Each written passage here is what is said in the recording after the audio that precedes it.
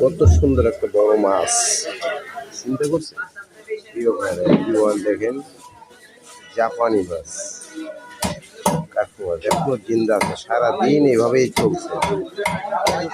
এর তো কই মাছের পয়েন্ট, প্রিয় ভাইরা দেখেন,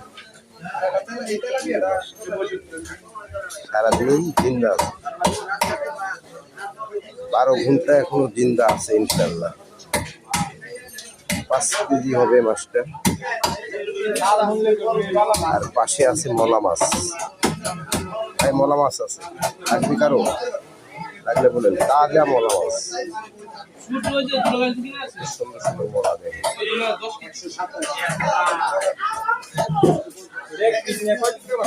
আর এটা রুই মাছ, এটা রুই মাছ, কারো লাগলে বলবেন ভাই। তাজা মাছ আছে, মলা মাছ আছে, কার্পু মাছ।